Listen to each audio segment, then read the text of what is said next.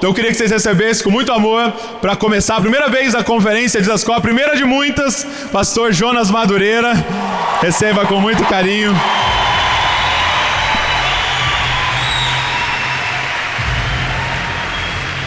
Obrigado.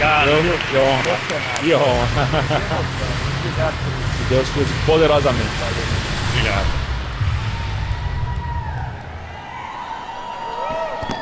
Bom dia, família de Zascope. Uma alegria enorme estar aqui com vocês nessa manhã, conhecer vocês mais de perto. Uma alegria poder rever amigos tão queridos como Douglas, como Léo. Tanta gente boa que a gente vem fazendo amizade ao longo desse tempo. E eu queria convidá-los desde já a abrir naquele que é o texto mais importante para a gente falar sobre a preexistência de Jesus, que é o Evangelho de João, capítulo 1.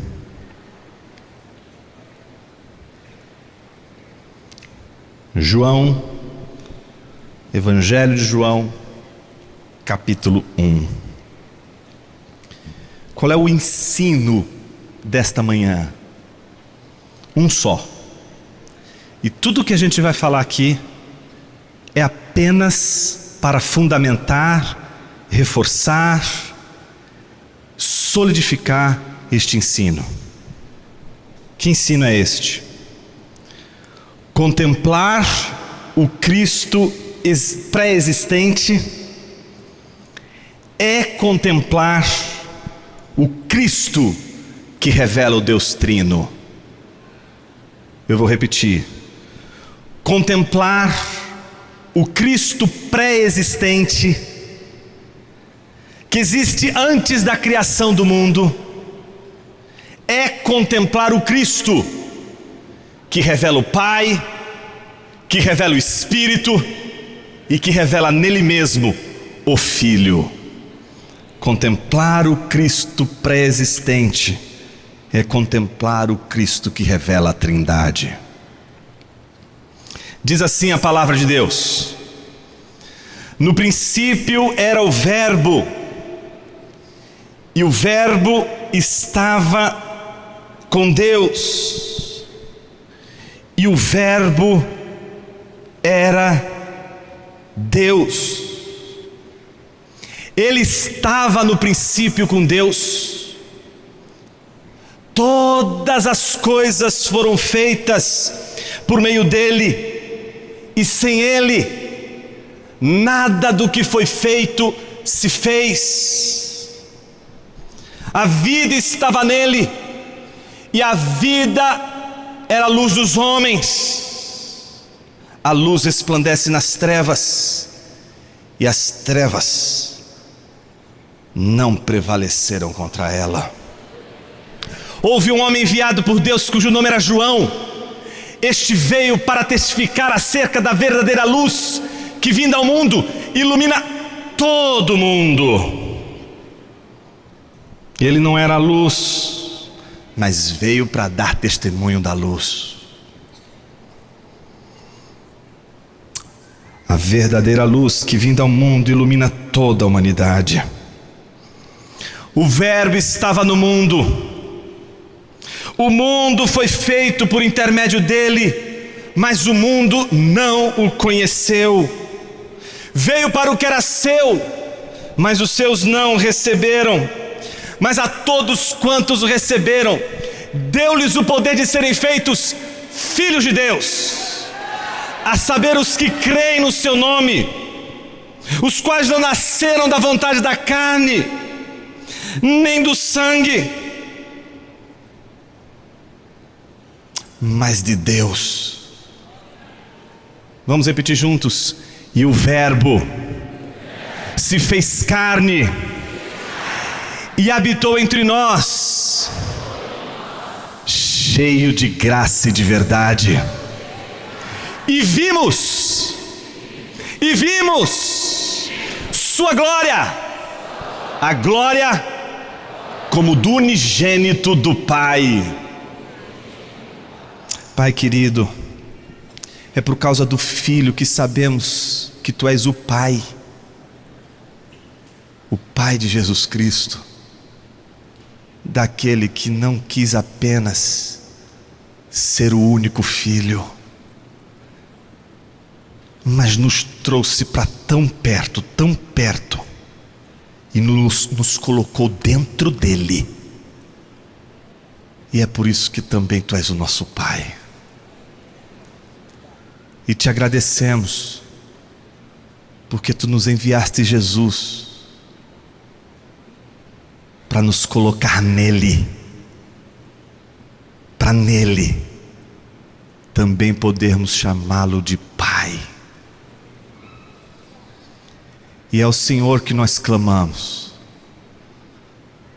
Envia também o teu Espírito, que traz luz, que ilumina o coração, para que a gente possa entender as verdades da tua palavra. Essa é a nossa oração hoje e sempre, Senhor. Amém.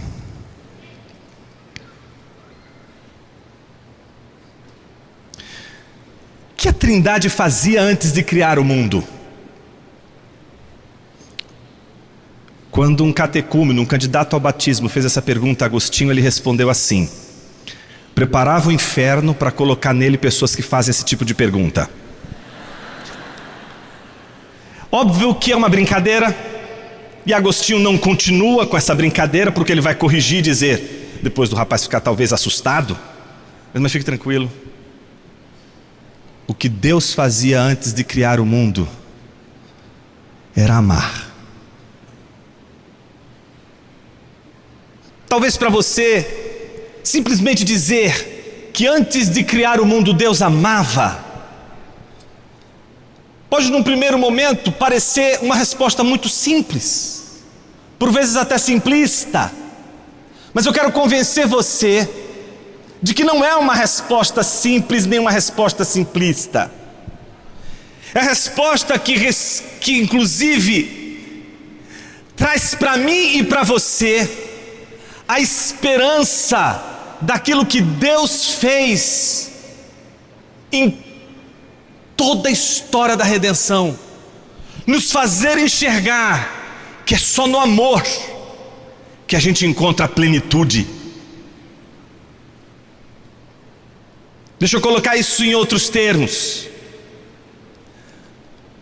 A eternidade não é falta, a eternidade não é um vazio, a eternidade não conhece a rotina chata que alguém pode ter durante todo o dia que se passa embaixo do sol que Deus nos deu a viver. A eternidade não é amorosidade, não é a situação de uma insatisfação, de uma espécie de tédio, que afinal, pensa você conviver pela eternidade com mais duas pessoas. Alguém poderia dizer assim: puxa vida, será que em nenhum momento eles sentiam falta de nada? Será que em algum momento os três ali não olham um para a cara do outro e dizem assim: tá difícil, né? Nada de novo acontece, tá tudo caminhando sempre do mesmo jeito. Aí olha, Jesus está suspirando, o Espírito Santo com o olhar perdido. Isso é o tédio. Michael Reeves, no livro chamado Deleitando-se na Trindade, ele diz o seguinte: não era assim na eternidade. Na eternidade nós não encontramos as três pessoas da Trindade reunidas no conselho divino, dizendo o seguinte: não dá mais, acabou, vamos acabar com esse negócio desse tédio, a vida precisa mudar, a gente precisa esquentar a relação. Então imagina um olhando para a cara do outro dizendo assim: a gente precisa fazer alguma coisa dinâmica, a gente precisa trazer alguma coisa nova, a gente precisa de algo novo, para a gente poder ficar um pouco mais animado, está muito chato isso aqui. Aí alguém chega lá no meio da trindade dos três assim: já sei, vamos criar um mundo e botar um monte de gente estúpida nele, para que eles possam fazer um monte de besteira e a gente poder consertar as coisas. Isso vai tornar a nossa vida um pouco mais interessante, vai tornar talvez o mundo mais interessante. E então Deus disse assim: boa ideia, vamos fazer o mundo. E então, dali em diante, com a criação, resolveu-se o problema da infelicidade, da insatisfação, do tédio, do vazio trinitário. Esse não é o Deus da Bíblia.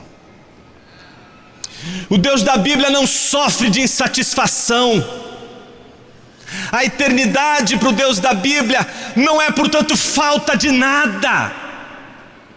Mas somos nós que não conseguimos entender a criação, porque somos nós que não conseguimos entender o que é fazer algo para o outro quando temos tudo. Mas a Trindade é que nos ensina, antes de tudo, o que é ser pleno, o que é ser cheio, e ainda assim desejar o outro, e ainda assim abençoar o outro, e ainda assim querer mais, e não por falta, não por vazio, não por ausência de significado, por tédio, mas por excesso de amor, transbordamento de amor. E o mundo, portanto, já não é mais o resultado de uma divindade fracassada em sua insatisfação, mas é resultado do transbordamento de amor, de pessoas que transbordam de amor. E quando se transborda de amor, não se pode ter transbordamento sem fruto, e a criação é o fruto desse amor. Portanto, a criação de Deus é transbordamento. Não é uma solução para uma suposta crise na relação da Trindade. Na verdade, há um teólogo muito interessante do 7º século chamado João Damasceno, que ele dizia que antes da criação, a Trindade dançava. A palavra é pericorese, corese de coreografia, peri de você, girar em torno. Então o que João Damasceno percebeu? Ele estava tentando imaginar como que os três se relacionavam antes da criação. Foi quando ele olhou para fora da sua casa pela janela e viu as crianças brincando de pericorese. É isso mesmo, pericorese era o nome de uma brincadeira de criança. E o que essas crianças faziam?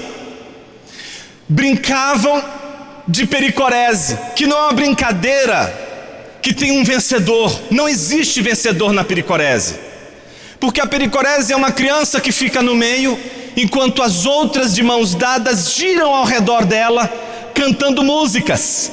E aí dali a pouco quem está no meio escolhe uma, joga para dentro enquanto ela vai e dá a mão para outra. E aí agora todas as outras crianças começam a dançar e a cantar para essa criança que está no centro, e assim por diante. João Damasceno voltou para a prancheta e voltou a escrever sobre o que a Trindade fazia. Ele dizia: os três dançavam. O Pai e o Filho amavam o Espírito. O Filho e o Espírito amavam o Pai. O Espírito e o Pai amavam o Filho, e o Espírito e o Filho amavam o Pai. O Pai e o Filho amavam o Espírito, o Filho e o Espírito amavam o Pai. Ou seja, todos eles estão amando alguém, todos eles estão entregando para alguém. Ninguém toma nada de ninguém, todo mundo dá e todo mundo recebe. O Pai e o Filho se doam ao Espírito, o Filho e o Espírito se doam ao Filho, o Espírito e o Filho se doam ao Pai. Todo mundo dá, todo mundo recebe, não há falta, não sobra e também não falta. Eles têm tudo o que precisam. Isso é plenitude. Essa é a dança da Trindade.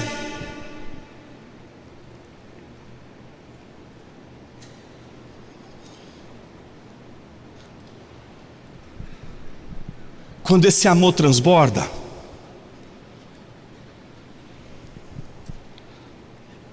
João Damasceno diz que ele está expresso na criação do homem. Quando o Pai, o Filho e o Espírito dançam e convidam o homem para dançar com a Trindade.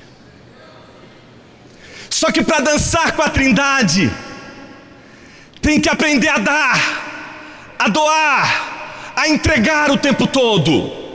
Ninguém toma nada, ninguém tira nada, ninguém pega nada do outro, todo mundo recebe. É como a ceia, você não mete a mão e pega, alguém vai te serve. Então o Pai, o Filho e o Espírito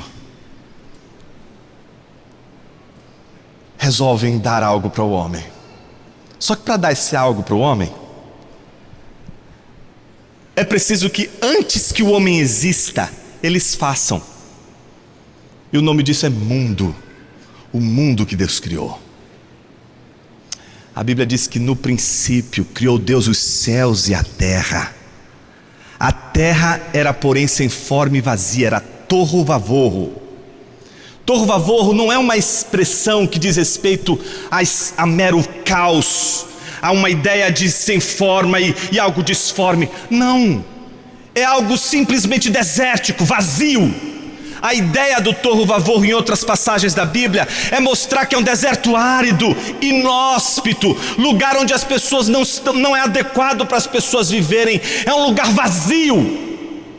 E o que você vai ver na criação é um movimento de dança, de doação e de plenitude. A terra era sem forma e vazia, ela era como um deserto, inóspito, e Deus vai enchendo. Ele cria o firmamento e enche de estrelas. Ele cria os mares e enche de peixes. Ele cria a terra e enche de seres viventes. Ele cria um jardim e enche esse jardim com Adão e Eva. A obra de Deus é a obra do preenchimento. Ele não deixa nada vazio. Ele não deixa nada sem sentido.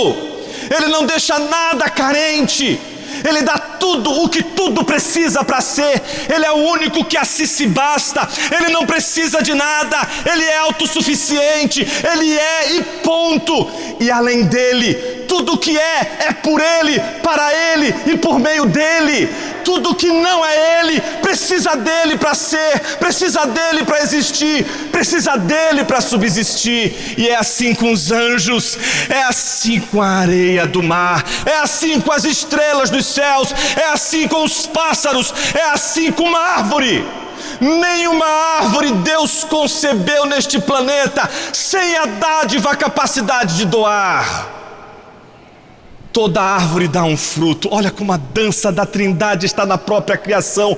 Tudo na criação expressa o movimento trinitário da doação, da dádiva, da entrega. Árvores não comem seus frutos. Já viu uma árvore olhando para o fruto dizendo assim: uau, que delícia o fruto que eu fiz. Não.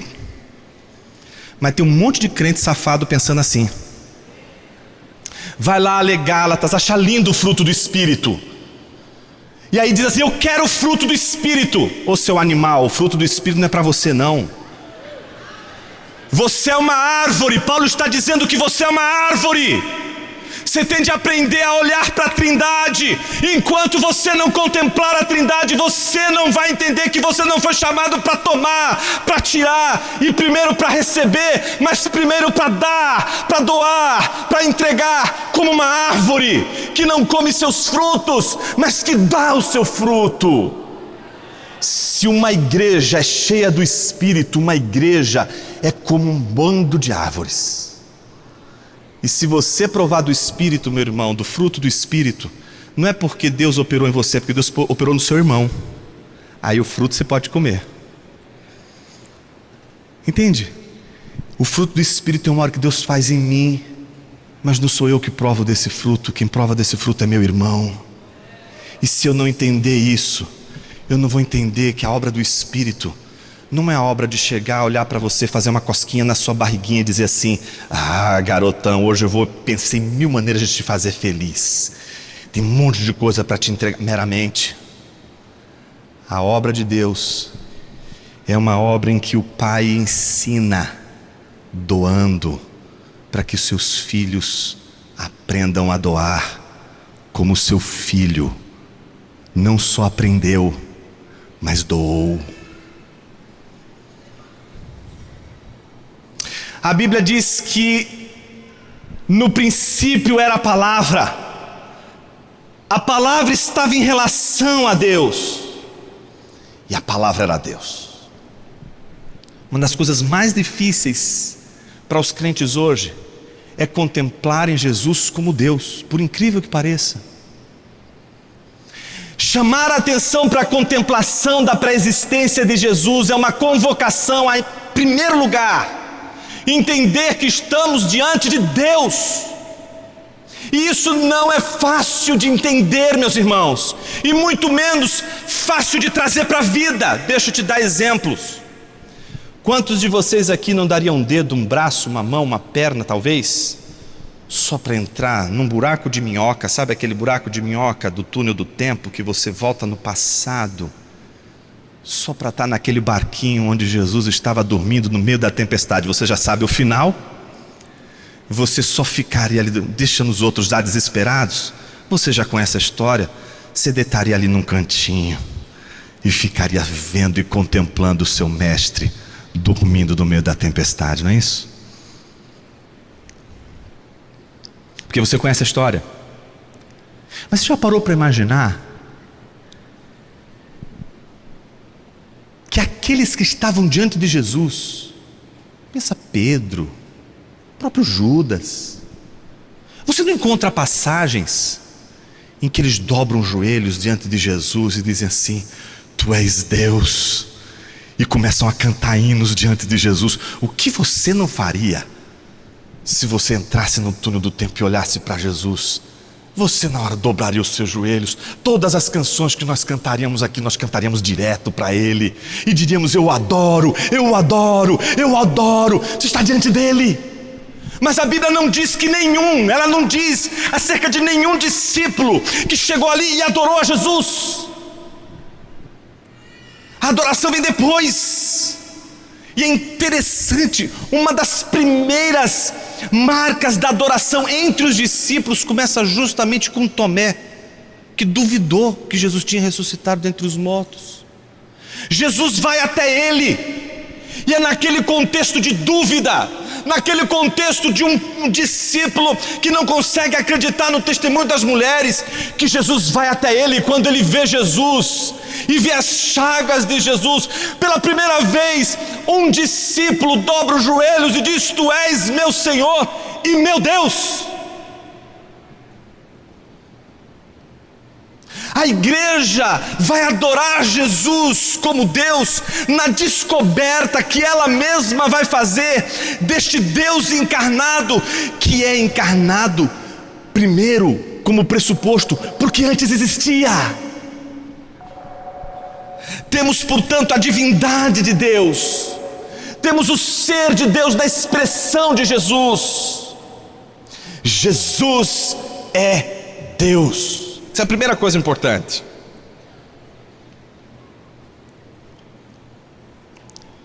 E não é fácil, meus irmãos. Às vezes a gente vai conversar com irmãos de igreja, muito tempo de igreja, aí vem conversar: e aí, como é que tá? Tudo bem, beleza e tal? Você conhece o Evangelho? Conheço o Evangelho, estou chegando agora na igreja. Muito bem. Quem é Jesus para você? Jesus é amor. E para nisso. Não, mas que mais? Jesus morreu na cruz por mim. Jesus é bondoso, Jesus é misericordioso. Mas por que é difícil dizer que Jesus é Deus? Porque isso traz implicações terríveis para o discipulado. Não é fácil seguir Deus, meus irmãos. E a gente quer um Jesus que não seja Deus. E para Ele não ser Deus, Ele tem de ser um Jesus que eu posso seguir, um Jesus que você pode seguir, um Jesus que se enquadra no parâmetro que você olha e diz assim: este Jesus eu posso seguir, porque Ele está construído de acordo com a sua imagem e semelhança. Você criou esse Jesus existe só na sua cabeça, e por isso Ele é tão fácil de seguir. Só que quando você olha para Ele, Ele é apenas o seu espelho. Ele é só uma imagem refletida do seu rosto. Jesus é Deus, traz uma implicação enorme para o discipulado. Mostra que se Jesus é Deus, nós estamos diante do maior desafio que um homem pode ter na vida: segui-lo. Não é fácil seguir a Jesus, meu irmão, eu diria até é impossível. E é por isso que as pessoas querem um Jesus fácil de seguir, querem um Jesus que elas criam com a cabeça delas. Mas o Jesus que a Bíblia apresenta é um Jesus que, quando a gente olha, a gente diz: não é possível. E é nessa hora que nasce um crente. É nessa hora que um crente nasce de verdade. Quando ele, depois de desistir dos falsos cristos que ele criou com a mente, e ele se depara com as Escrituras e vê a grandeza de Jesus, ele diz: eu não posso ser como Jesus, eu não posso segui-lo, eu não consigo segui-lo, ele está muito além de mim, eu não vou consegui-lo. Aleluia, nasceu um crente. Você não vai conseguir a Jesus com suas pernas. Você não vai seguir a Jesus com sua inteligência. Você vai seguir a Jesus com a graça de Deus. Ele sabe que você não vai segui-lo sem a ajuda dele. Até para seguir a Jesus, você vai precisar de Jesus. Ele é Deus. A régua está alta. Se fosse Pedro, estava melhor, né? Se a régua fosse Pedro, e aí se Pedro, todas as vezes que a gente olha Pedro, até fica o coração quente, né? Porque se Jesus escolheu Pedro, está fácil para a gente, a régua está baixa. Mas quando a discussão é seguir a Jesus, a régua está muito alta. A gente se sente incapaz, porque é alta mesmo. E por que é tão alta? Porque a Bíblia diz todas as coisas foram feitas por intermédio dele, e que sem ele, nada do que foi feito teria existido. Ele é o mediador da criação. Isso é tão maravilhoso, porque como este mediador da criação pôde estar presente com um homem tão egoísta, tão egocêntrico? E não é essa a nossa história no Éden, não é essa a nossa história no jardim. A Trindade nos chama para uma dança, e para dançar a gente tem de aprender a receber. Primeira lição você já aprendeu: para dançar com a Trindade tem de aprender a doar. Mas para dançar com a Trindade tem de aprender a receber, e muita gente não sabe receber. A gente às vezes sabe dar, mas a gente tem dificuldade de receber. Eu vou dar um exemplo típico disso. Quando Jesus vai lavar os pés dos discípulos, quando chega a vez de Pedro, e Jesus vai lavar os pés de Pedro, Pedro diz: o que o senhor está pretendendo fazer? Eu fico imaginando Jesus meio impaciente, dizendo assim: bicho, o que eu vou fazer agora você não vai entender. Eu já estou caminhando com você faz tempo, você é lento. Aguarda um pouquinho, deixa eu terminar essa obra, só deixa eu terminar isso aqui, e depois vai ficar tudo claro para você. Deixa eu lavar os seus pés. Imagina, jamais vai lavar os meus pés. Imagina, aqui quem é o Senhor é você, e eu sou um servo, e quem vai lavar os meus pés sou eu. Entendeu a contradição? O servo agora está dando ordem. O servo agora está dizendo: quem vai lavar seu pé sou eu. Aí Jesus já conhece Pedro assim: se você não deixar eu lavar seu pé, eu vou mandar você para o inferno. Com Pedro tem que ser assim, porque quando Deus fala assim com Pedro, qual é a resposta de Pedro? O Pedro é um desastrado. Olha como a gente é parecido com ele. Ai, Senhor, não, me lava a cabeça, lava as mãos, lava tudo. Jesus olha para Pedro: o que você fez quando você saiu de casa? Tomei banho, Senhor. Eu só quero lavar o que está sujo, são só os seus pés, bicho. Eu não quero dar banho em você todo, é só uma coisa que eu quero tratar: seus pés imundos. E por que os pés de Pedro estão imundos? Porque todos os pés daquela mesa estavam imundos. Jesus estava ali primeiro de todos eles. Sabe como eu imagino essa cena? Jesus sentado à mesa, pensa uma mesa rente ao chão, ela não é a nossa mesa que esconde os nossos pés. Jesus está inclinado com os pés para fora. Na porta da entrada do cenáculo tem um jarro de água e tem uma toalha. Mas está faltando um servo, não tem servo naquele dia. E Jesus está esperando a reação dos discípulos. Enquanto os discípulos não chegam, eu imagino Jesus lembrando do dia em que ele se sentou à mesa na casa de um publicano. Todos os pés dos homens que estavam sentados à mesa estavam limpos. Mas quando Jesus chegou à casa de Simão, Simão não permitiu que o seu servo lavasse os pés de Jesus, e Jesus se sentou à mesa e era o único naquele dia com os pés sujos, e todo mundo tinha visto isso. Mas uma mulher que tinha sido curada por Jesus, sabendo que ele estava na casa do fariseu, mesmo sabendo que ela não seria bem recebida, ela se aproxima. E eu não consigo imaginar, meus irmãos, uma mulher fazendo isso, pegando, não é, uma toalha, colocando aqui e dizendo o seguinte: meu plano é chegar lá, eu vou chorar nos pés de Jesus, e eu não vou nem levar a toalha, você quer saber? Eu vou enxugar mesmo com os cabelos, deixa essa toalha aqui, e vou enxugar com meus próprios cabelos. Não, meus irmãos, aquilo é tudo improviso. Ela não esperava fazer nada daquilo, ela só queria fazer uma coisa. Muito provavelmente era uma meretriz, tinha uma jarra de perfume que ficava em sua casa, andava com um jarrinho pendurado no pescoço bem pequenininho, que era onde ela colhia todos os dias naquele jarro o perfume que ela usava para se perfumar depois do coito com vários outros homens ao longo do dia. Naquele dia ela sabia que estava na casa de Simão, e o que ela fez foi algo significativo. Ela não pegou o colar, ela pegou foi aquele vaso inteiro, e ela tinha um só objetivo, ela só sabia de uma coisa: eu vou derrubar todo esse frasco inteiro, aquilo que me torna atraente para os homens, eu vou colocar isso tudo nos pés de Jesus. É a única coisa que eu vou fazer. Eu vou colocar para ele ali e vou dizer: não volto mais para essa vida, acabou, minha vida mudou, acabou de uma vez por todas. Só quando ela chega, ela vê a cena de todos com os pés limpos e o pé de Jesus sujo.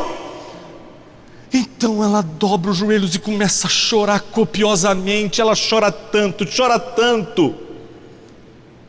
que as lágrimas delas lavam o pé de Jesus. Eu imagino ela envergonhada com aquilo tudo, e ela comete o segundo escândalo. Ela solta os cabelos. Não se pode fazer isso, gente, naquela cena. Todo mundo fica escandalizado. Tá vendo? Se ele soubesse que era uma prostituta, não deixaria tocá-la. E ainda mais ela tira, solta os cabelos, enxuga os pés de Jesus. E Jesus está agora com seus pés limpos à mesa de Simão, que não o recebeu, que não lavou os seus pés. Eu fico imaginando Jesus lembrando daquele dia, e os discípulos passando, olhando para o vaso, olhando para a toalha. Puxa, se eu fizer isso aqui, eu vou ter que fazer no de todo mundo. E se sentam à mesa, um por um. Um olhando para a cara do outro. Quem vai servir? Não, se eu servir eu vou ser o menor dentre todos os que estão aqui. Imagina eu servir, não posso fazer um negócio desse. Então o que acontece? Pois que todo mundo está sentado, a Bíblia diz, olha que gesto bonito. Jesus tirou a sua capa. Num jantar todo mundo fica de capa. Só quem fica de túnica são os servos. É assim que você distingue um servo dos convidados para um banquete. Todos estão com capa, mas o servo está sem capa. A capa é tão pesada, ela atrapalha o trabalho, ela atrapalha o serviço. Então eles deixam ela pendurada, porque ela serve até de cobertor para um dia frio. Pra você ter ideia do tamanho do peso daquilo ali.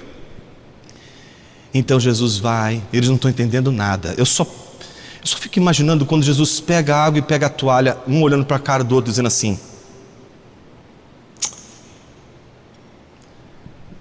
Jesus começa sem falar nada a lavar os pés, um por um. Eu fico imaginando o constrangimento, mas ao mesmo tempo a coragem de Pedro dizer: os meus pés o Senhor não vai lavar.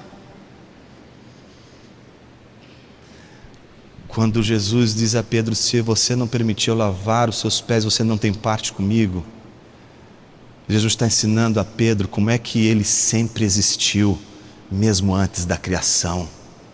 Ele está mostrando para Pedro a sua natureza eterna, de doação, de serviço. Jesus não passa a servir quando Ele cria o mundo e nos dá o mundo e um jardim. Jesus já servia ao Pai e ao Filho na eternidade, assim como o Pai e o Filho serviam ao Espírito desde a eternidade, assim como o Espírito e o Filho serviam ao Pai desde a eternidade. Então, depois de ter limpado os pés de todo mundo, mais uma vez, Jesus se senta à mesa com os pés sujos, veste a sua capa e diz para eles: vocês entenderam o que hoje eu fiz? Você pode lavar os seus pés, você pode fazer as coisas do seu jeito, mas você tem de aprender a receber. Você tem de aprender a ter seus pés lavados. Você pode fazer as coisas, você pode fazer do seu jeito, você pode fazer da sua maneira, mas o que a Trindade ensina desde o início é que quem não aprende a dar, também não aprende a receber. Não recebe apenas quem é necessitado, recebe também aquele que está transbordando. E é isso que a gente não entende. Quando Deus nos dá algo, a gente acha que agora a gente tem que só dar. E aí são pessoas generosas, receberam muito e estão dando. Mas quando se trata de receber, elas: não, meu irmão, eu não preciso. Não, minha irmã, eu não preciso. É preciso aprender a receber. É preciso deixar os pés serem lavados, mesmo quando você pode lavar os seus pés, mesmo quando você tem dinheiro para lavar os seus pés, mesmo quando você tem condições para fazer com os seus pés. Tem de aprender a receber, mesmo que você seja cheio, mesmo que você seja farto. Isso não é fácil. Jesus está tentando ensinar a eternidade para um jovem mão de vaca, que brigou com o irmão e que chega para Jesus e diz assim: Jesus, manda o meu irmão, dá minha parte que me cabe na herança. Jesus: acaso eu sou juiz para julgar entre você e seu irmão? Jesus se vira para a multidão, não dá nem atenção para o jovem, fala com a multidão e conta uma história de um jovem rico, que ele já era rico, ele já era poderoso, ele já tinha um celeiro farto. Mas sabe o que aconteceu?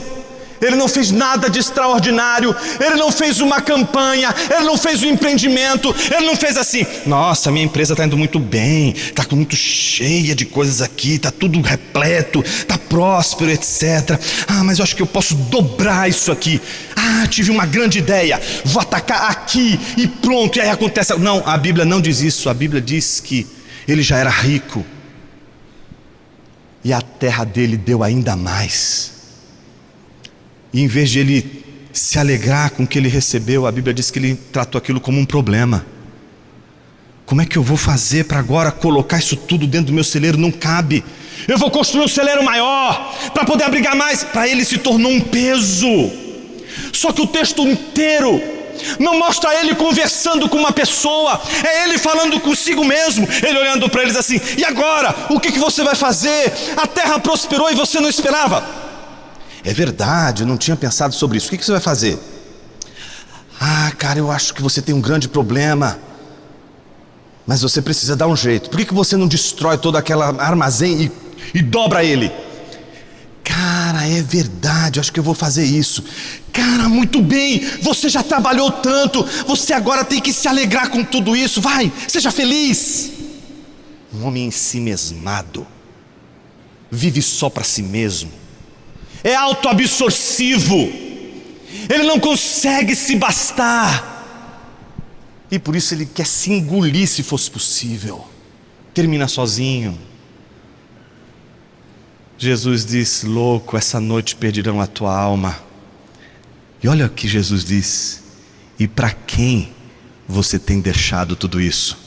ele é solitário, ele não tem nada para entregar, porque ele não tem ninguém para receber.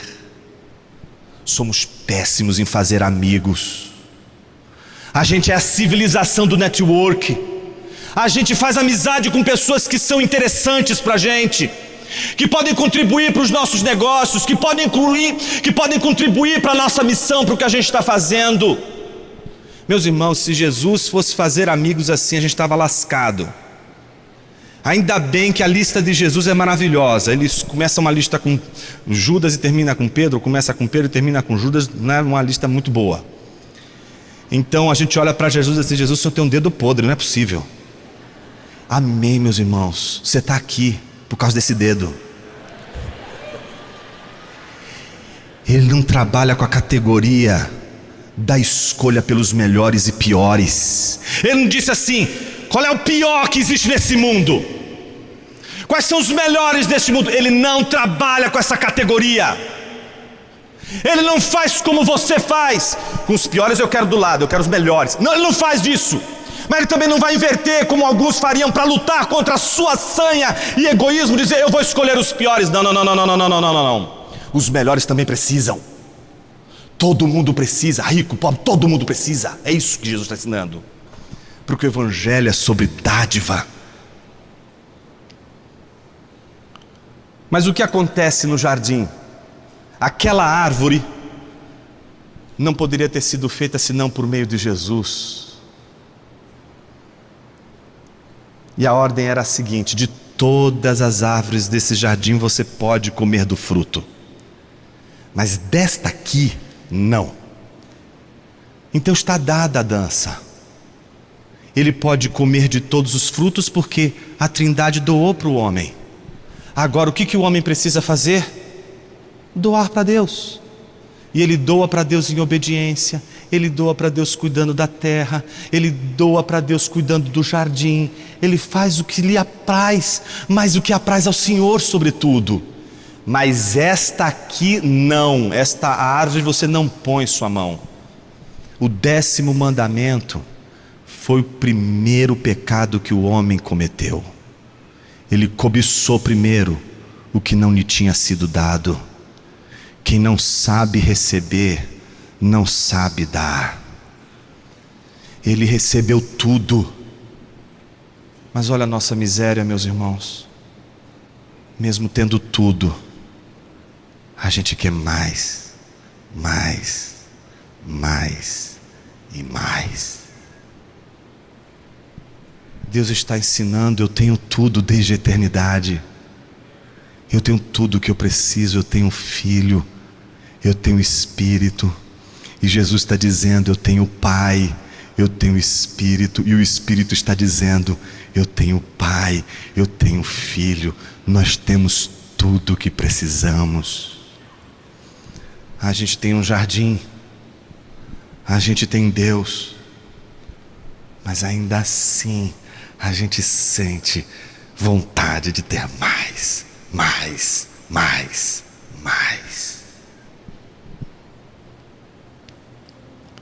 Então o homem desaba. Estava dançando bonitinho no palco do jardim e capota. Desastrado, não sabe dançar, perdeu o ritmo. E agora acabou tudo? Não, meus irmãos. A história da redenção, ela é maravilhosa. Porque o mesmo capítulo de João que nós lemos, o mesmo livro de João que nós lemos, João capítulo 1, diz no capítulo 17, versículos 20 a 26, que assim, Jesus dizendo aos discípulos: assim como eu e o Pai somos um, vocês também são um em mim. Eu não vos deixarei órfãos, eu vos darei o Consolador, o Espírito da verdade, que o mundo não conhece, mas vocês vão conhecer. Ele é uma dádiva. O ofendido, que teria tudo para não dar, aquele que foi tomado, aquele que tiraram o que era dele, tomaram o fruto que ele não deu, tomaram o que era dele. O ofendido agora está doando mais uma vez, e isso é a redenção. A redenção não está divorciada da criação. Não se entende bem a redenção se não entender bem o fundamento da criação. A criação é dádiva, é um Deus doador por natureza. O ser de Deus é doação, e Ele vai doar sempre, mesmo quando Ele for ofendido. E Ele é tão doador, que olhando esse bailarino no jardim, desandando, tropeçando nos passos, perdendo o andamento, Ele resolve doar não mais um mundo, não mais um jardim, não mais as árvores e seus frutos. Como se não bastasse, Ele diz: Ele ainda não provou de tudo o que eu posso dar. Eu ainda posso dar para Ele o que é melhor do que o jardim, melhor do que as árvores, e que é melhor do que este segundo de prazer que você tem com o fruto da árvore proibida. Este segundo, esses milésimos de segundo de pecado que você tem numa noite, num pedacinho deste tamanho da noite. Este pecado que afrontou a Deus, este pecado que ofendeu a Deus, não foi suficiente para esmagar o ser doador de Deus, que deu o mundo para o homem, mas ainda não deu tudo que Ele poderia dar de melhor para o homem. Ainda há algo melhor para Deus nos dar do que o jardim do Éden. E então Ele dá o que é melhor, Ele mesmo. Você ainda não provou o que é melhor nessa vida. Não é o jardim, não são os frutos do jardim. O próprio Deus do jardim é o melhor que Ele ainda não deu. E Ele dá, mas Ele não dá de qualquer jeito. Ele dá seu Filho, o monogenes parato patros, o único gerado do Pai, eternamente gerado do Pai, sempre foi Filho de Deus. Não houve um instante, se pudéssemos falar nesses termos da eternidade, em que Jesus não tenha sido Filho de Deus. Não há um momento na eternidade que as três pessoas estão confusas, misturadas numa sopa cósmica. Não, Senhor. Desde toda a eternidade Ele foi Filho. E Deus não deu só a si mesmo, dando a Jesus, porque João diz, como nós lemos, no princípio era a palavra estava em relação a Deus, e a palavra era Deus. Ele não só dá a si mesmo, mas Ele dá algo que para Ele é tudo.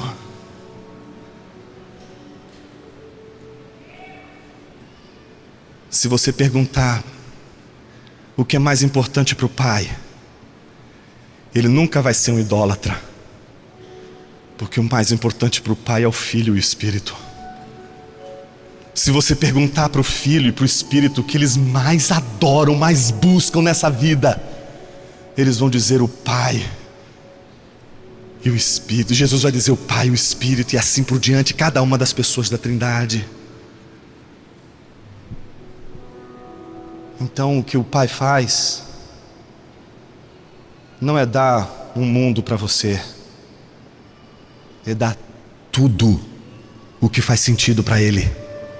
A plenitude de Deus está em Jesus, e Ele te dá então tudo em Jesus.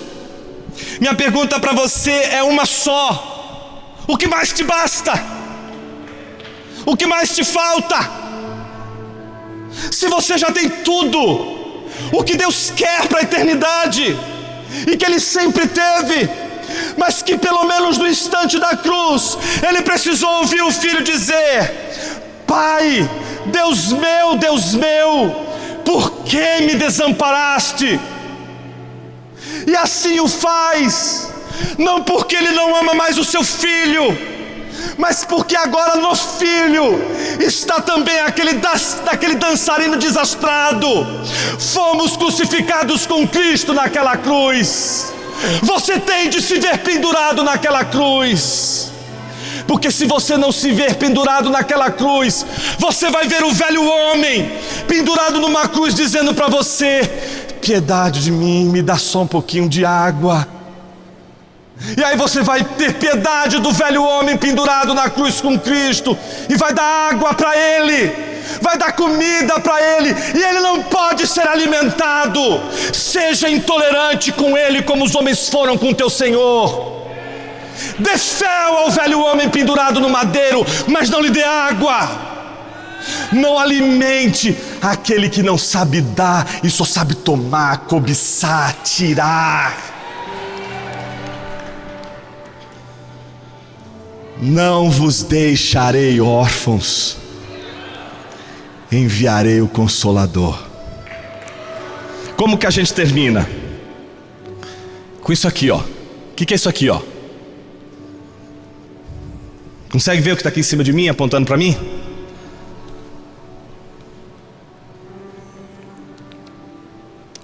Eu sei porque você não está conseguindo falar. Porque ele não foi feito para ver. São os holofotes. Eles não são para ser vistos. Eles estão aqui apenas para mostrar algo que realmente precisa ser visto. Essa é a função de um holofote. E quando Deus nos deu Jesus, Jesus também nos deu o Espírito. Porque a natureza da Trindade é doadora. E eles não vão dar para a igreja apenas o mundo, para que a igreja possa viver. Mas o Pai e o Filho nos dão o Espírito. E esse Espírito, sabe o que é curioso? Ele não veio falar dele mesmo. Ele não é como o dançarino que caiu e fica pensando só nele mesmo, ou como aquele menino rico que só quer. A Bíblia diz que o Espírito não veio falar de si mesmo, mas ele veio para falar daquele que o enviou. Ele não encontra prazer nele, ele não vê prazer em se ver, ele vê prazer em Jesus, ele vê prazer em olhar para Jesus. Então a obra do Espírito é uma só. A única missão do Espírito é fazer você ver o Jesus que sempre existiu, o Jesus eterno, o Jesus encarnado, o Jesus ressurreto, o Jesus que um dia voltará. Esse Jesus de toda a eternidade é o Jesus que o Espírito está mostrando, e essa é a única missão do Espírito. Tudo que ele fizer na igreja, absolutamente tudo, tem uma missão só: fazer você contemplar Jesus. Se você não ver Jesus, você não está numa obra do Espírito. Você só sabe que você está no poder do Espírito se lá na frente você vê Jesus, e só Jesus, e só Jesus, e só Jesus. Essa é a obra do Espírito. Olha para Jesus, se sinta incapaz de ser como ele, mas continue olhando. Se sinta longe de seguir como ele andou, mas olhe para Jesus, porque esse Espírito vai continuar mostrando Jesus para você o tempo todo, e ele vai estar contigo até o final dos tempos. Ele é o penhor, ele é a garantia, ele é a dádiva que Jesus nos deu, para que você saiba que não haverá um minuto nessa jornada que você estará sozinho. O Espírito de Deus estará com você, e você não vai saber porque você o vê. Você não vai saber porque você contempla o Espírito. Você vai saber porque você vê Jesus, porque você contempla o Espírito. E aí você vai dizer: o Espírito está fazendo a obra, eu estou vendo Jesus. Se você buscar o Espírito Santo hoje, ele vai dizer: não sou eu, é ele. Busca Jesus, adora Jesus. Seja agora você, igreja, uma cópia do Espírito Santo. Não fale de si mesmo, não fale de suas obras. Você não é o tema do Evangelho. O tema do Evangelho é Jesus. Seja como o Espírito de Deus. Olha para Jesus e faça com que o mundo veja Jesus. A igreja é um holofote. A igreja é também doadora. A igreja também tem de aprender a se dar. E ela se dá com um só objetivo: não para ter, porque ela já sabe que tem tudo. Ela tem Jesus. Então ela pode dar o que ela tem de melhor. Um holofote grandão, não para ela mesma, mas para a única coisa que realmente importa: Jesus de Nazaré. Louvado seja o teu nome, Senhor, pelas tuas ricas misericórdias. Louvado seja o teu nome, porque o Senhor desde a eternidade é Pai, Filho e Espírito. E é por isso que nessa hora te adoramos, porque não houve tempo em que o Pai e o Filho não existissem. E se hoje nós sabemos do Pai de nosso Senhor Jesus Cristo, é porque um dia o Senhor disse aos discípulos: por que vocês querem ver o Pai? Não sabeis que o Pai está em mim? Eu estou no Pai e o Pai está em mim. Crede ao menos por causa das mesmas obras. Ó Senhor, perdão pelas vezes que nós olhamos para o Senhor e esquecemos que antes de o Senhor ser aquele que faz tudo o que precisamos e queremos, o Senhor foi uma dádiva. O Senhor foi também o doador. Que coisa linda saber que aquilo que era mais rico, o Senhor deu, o seu Filho. Esse é o nosso tesouro, Senhor. Receba todo louvor, receba toda honra, receba toda glória. E que possamos contemplar o Cristo pré-existente, porque todas as vezes que contemplarmos o Cristo pré-existente, nós o contemplaremos porque antes contemplamos a Trindade revelada pelo Cristo, aquele que sempre existiu. Louvado seja o teu nome, Senhor. Amém.